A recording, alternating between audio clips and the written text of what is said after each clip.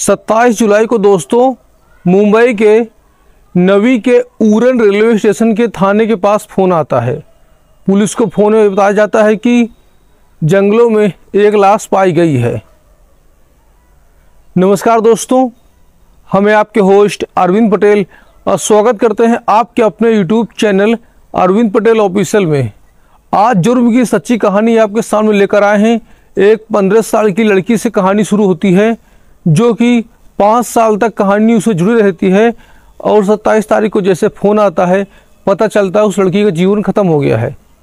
दोस्तों, ये कहानी शुरू होती है आज से 5 साल पहले वर्ष 2019 में, जब जयश्री नाम की एक 15 साल 4 माह की एक लड़की होती है जो कि नाबालिग होती है। स्कूल से छुट्टी होने के बाद रोज़ की तरह अपनी सहेलियों के साथ अपने घर के लिए निकल रही होती है। एक दिन रास्ते में उसकी साइकिल की चैन फंस जाती है तो वह अपनी सहेलियों से बोलती है, तुम लोग चलो, मैं साइकिल में चैन चढ़ा कर आ रही हूँ। काफ़ी मशक्क़त के बाद साइकिल में जब चैन नहीं चढ़ पाती तो लोगों से हेल्प मांगती है।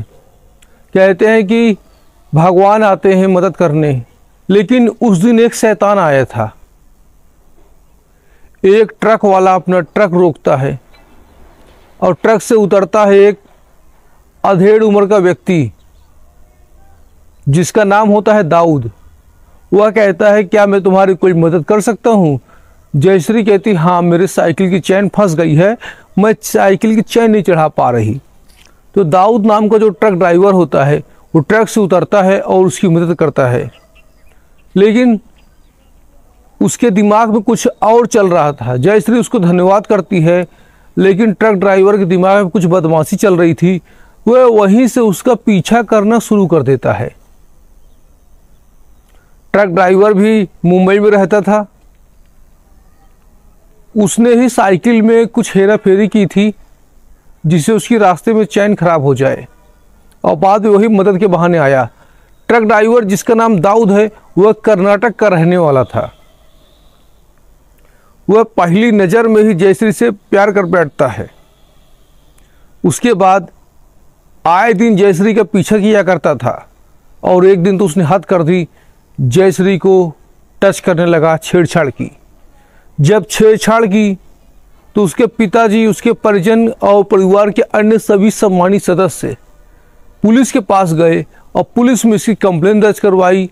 पास्को एक्ट के तहत दाऊद के ऊपर मुकदमा दर्ज हुआ।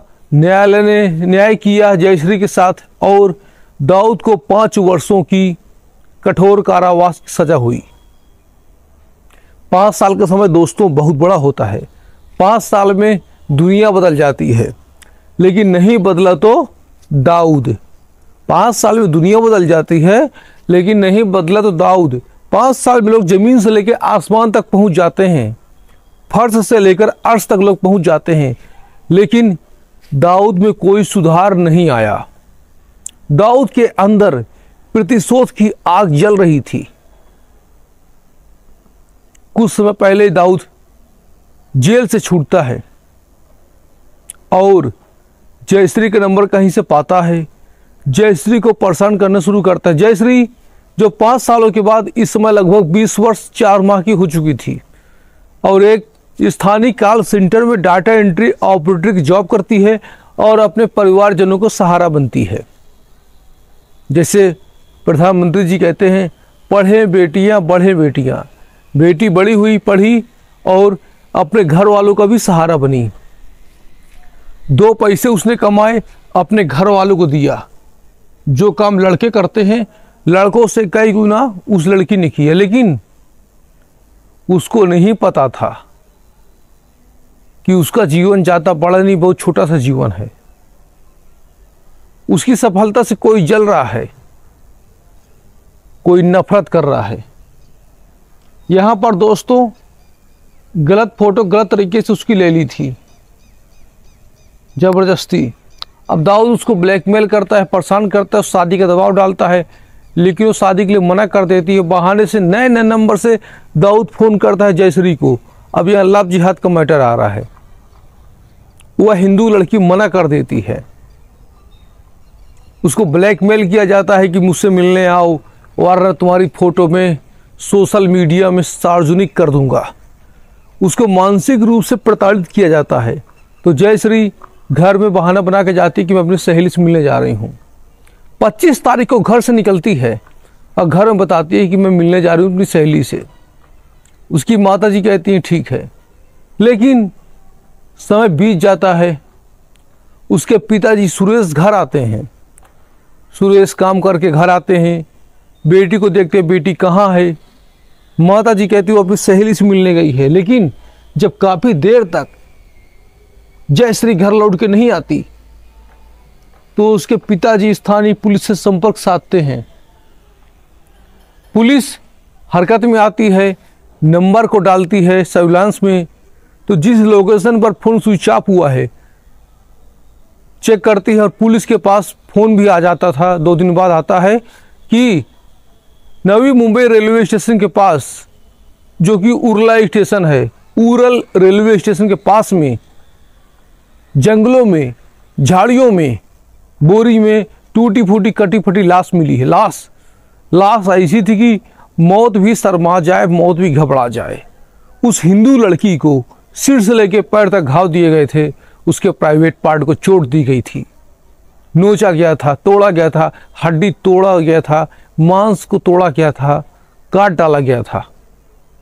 जैसे आपने श्रद्धा आफ्ताब पूना वाला केस सुना होगा, वैसे ही इसके साथ किया गया। बोरी भर कर जंगलों में फेंक दिया गया।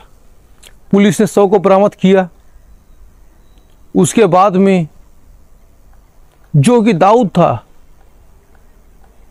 दाऊद जो कि कर्नाटक के गुलवारा क्षेत्र से पुलिस ने उसको बरामद किया। उसने अपना जुर्म कबूल कर लिया और उसने बताया कि वह साजिश 5 सालों से रच रहा था। आज यहाँ पर जयश्री हमारे आपके बीच में नहीं है। ये कहानी सुनाने का उद्देश्य किसी को ठेस नहीं पहुँचाना। इस कहानी सुनाने का उद्देश्य बस ये है कि जो भी लोग हैं सतर्क रहें और खतरे से पहले से सावधान रहें और अपना बचाव करें, क्योंकि लव जिहाद का प्रकरण कुछ ज़्यादा ही हो रहा है।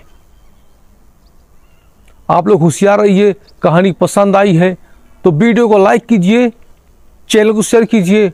हम जो भी कहानी लेके आते हैं तथ्यों के साथ लेकर आते हैं, सर्वे करते हैं, सही जानकारी इकट्ठा करते तब लेके आते हैं। और ये कहानी का श्रेय जाता है लक्ष्मी सिंह, जिनका अपना खुद का यूट्यूब चैनल है लक्ष्मी मुंबई व्लॉग।